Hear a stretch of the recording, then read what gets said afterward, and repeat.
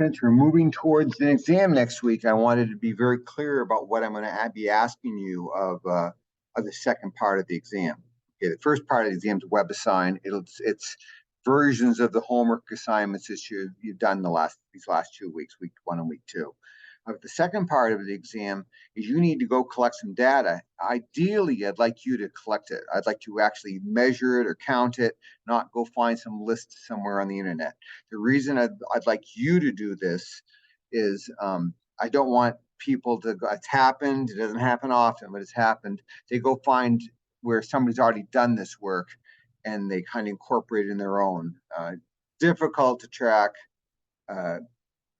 I found it once. It's just easier to do it yourself. Okay.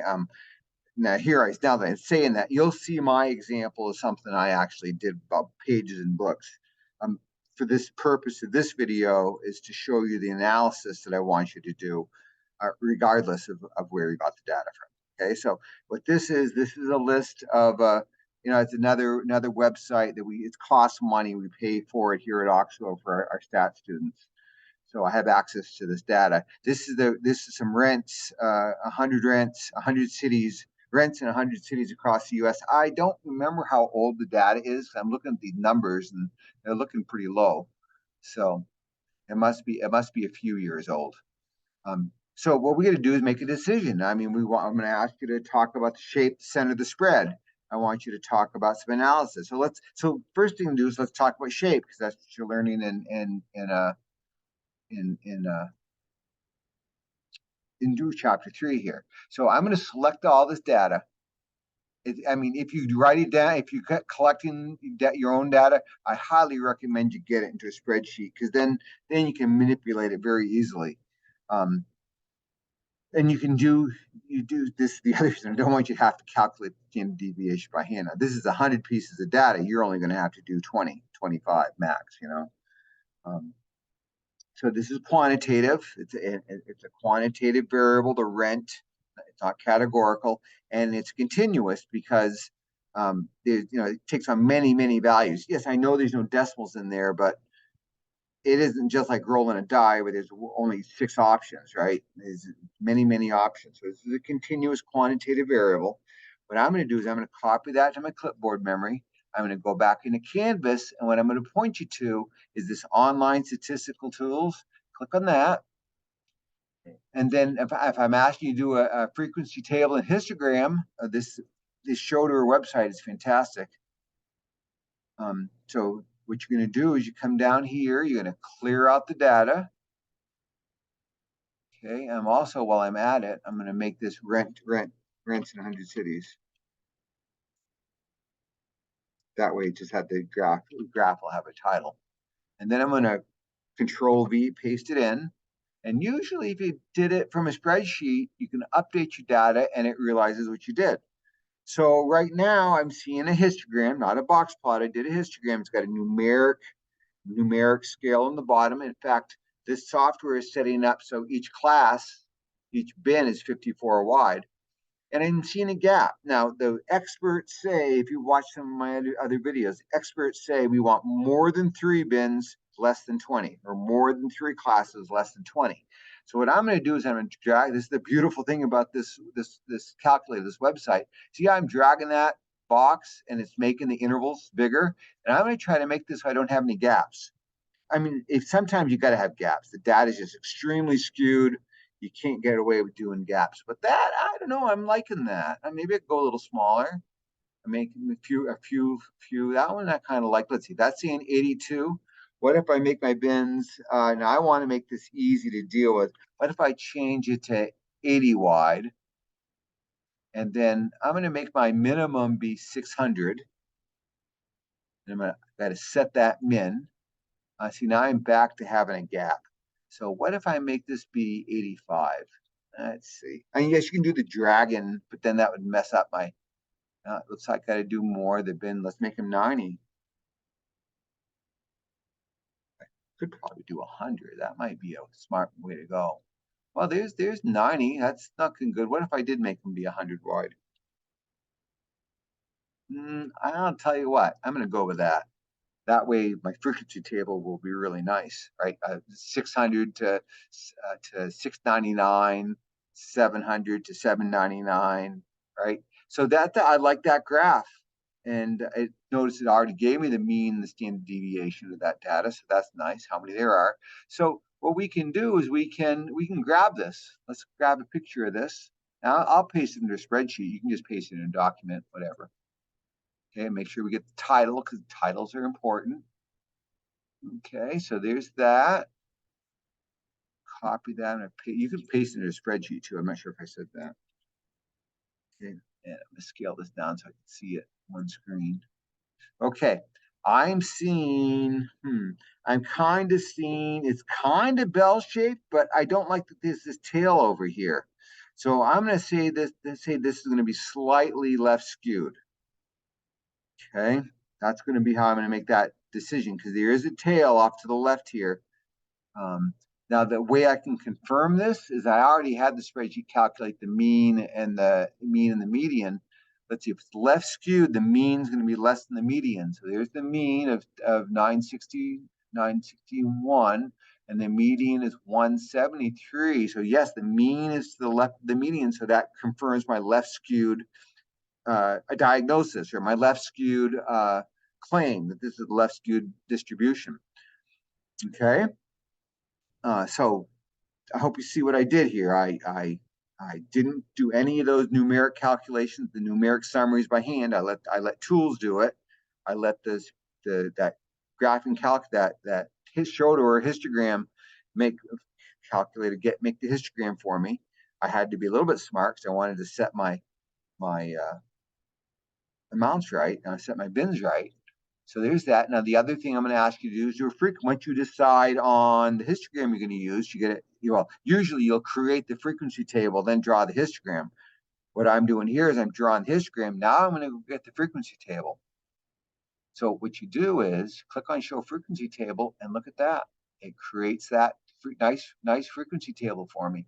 Notice that it has 702 places and 802 places. This notation, if it's been a while since you looked at inequalities, this says it's including 700, and then it's got to be bigger than 700. So 701 wouldn't go here. 701 would go here, up to 800, and 801 up to 900, etc. Okay, and that breakdown really doesn't matter as long as a piece of data can't get graphed in two places. So I'm gonna grab that one and put it in.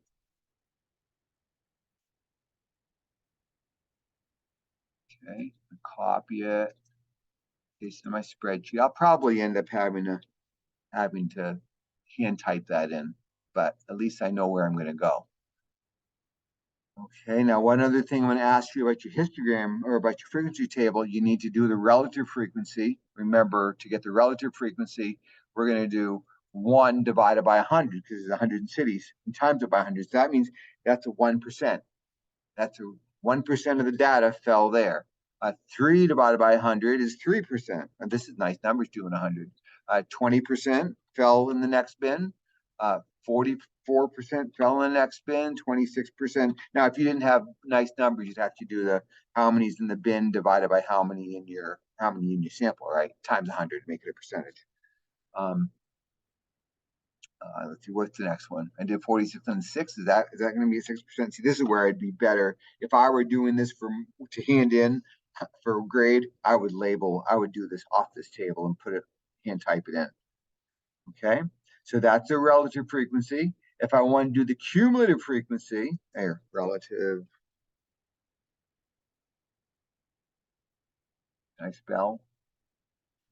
No, I can't. Relative frequency. And then the cumulative frequency is just adding them up.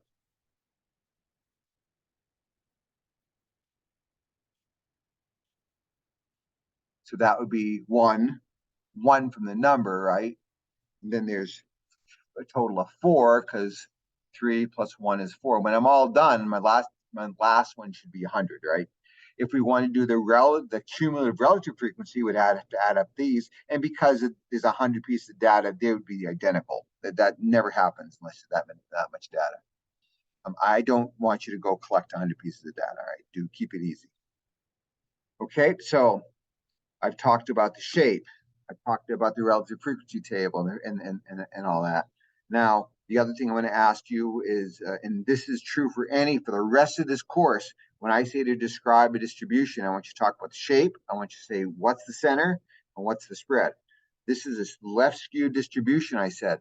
So because it's a left skewed distribution, the center has to be the median. We don't want to talk about the mean. The mean is used for symmetric distributions.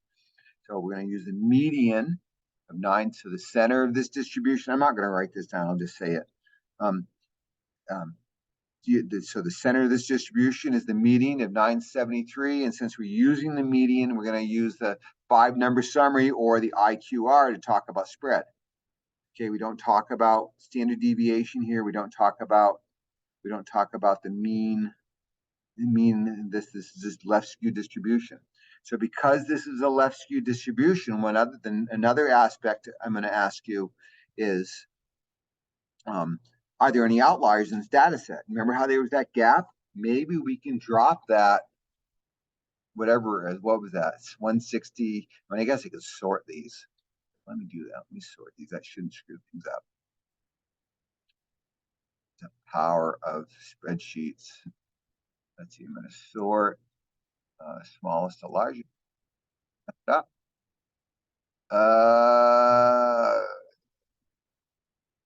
Okay. Continue with the current selection. Sort. Here we go. 662 is that one that's in that first bin. Is that far enough away from the rest of it to say it's an outlier? So what we're going to run is we're going to run that 1.5 IQR test. So the way we do that is we got to get a lower fence. I mean, we could calculate the z-score for, but even then, because you're dealing with means and we're not dealing with means and standard deviation, we couldn't use the z-score. I stand corrected. What we do with a lower fence, this is where we're going to do what we're going to do is we're going to do that. We're going to do the lower quartiles. It's going to do Q1 minus 1.5 IQRs. Okay, except why did I do Q exclamation mark? I know why. I had the shift button down. Q1. So to get that, I'm going to do equals, and I'm going to be really lazy. I'm just going to go up and click on the Q1, and I'm going to go minus 1.5 times, I'm going to click on the IQR value I calculated earlier, and that's the lower fence. Anything less than 714 can be considered an outlier. And then upper fence for the outlier test, the 1.5 IQR test, is going to take, here, I'll write it over here, Q3 plus 1.5 IQRs, interquartile ranges. So again, I'm going to be very lazy, equals, I'm going to go click on Q3 plus 1.5 times that IQR value. And you can certainly do that by hand and enter it in, but this is pretty fast. So anything more than 1028 is an outlier. Since I've got these things sorted, I am seeing, what is it?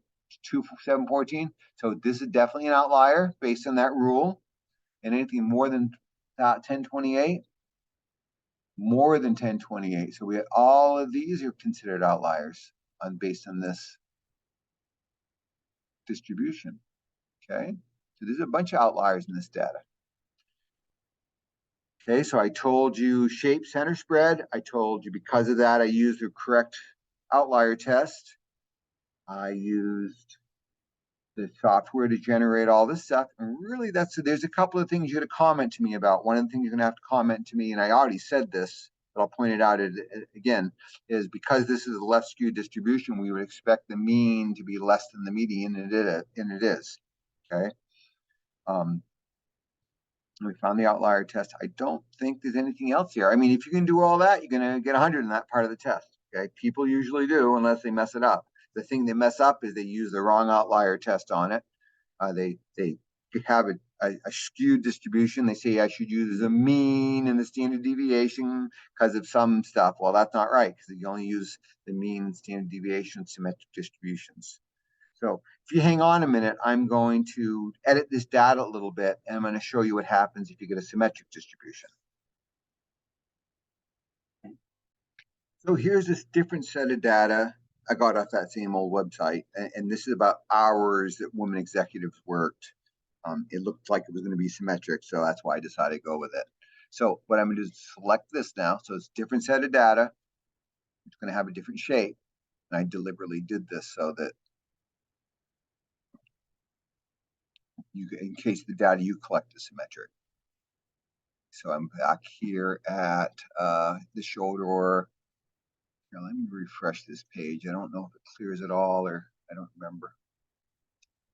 Yeah, I think it does. So I'm going to clear that data out, paste that data in, and I'm also going to change the title to hours worked. Excuse me. So then I'm going to update the data. It does look symmetric. I'm just going to try to shrink the number of bins up a little bit to make it, to emphasize the point. Oh, let's see. I don't think that's enough bins. I'm liking that one, though I don't like that tail. See how it's got that tail? That might influence me. So let's make it so maybe I can merge a couple of, well, I don't like that. What if I go more? Well, let's go with that, I guess. Let's see, let's make this interval be 15 wide, and we're going to start it at 0. Okay. It is, what is weird? Let me go, I want to see what happens if it's 30. That's not enough. 20. See how that only gave me 3? That's potentially okay. Kind of looking right skewed to me, but do some dragging and see if now that see how just you can change things, same data, but that's looking a whole heck of a lot more symmetric. I won't say what my 9th graders would think say that looks like, but I digress. 15-year-old mentality, sorry. 19, well, that's okay. I mean, I don't have to do a lot of calculation with that. Let's go with that. I'm going to go with that. So I'm going to screen capture that.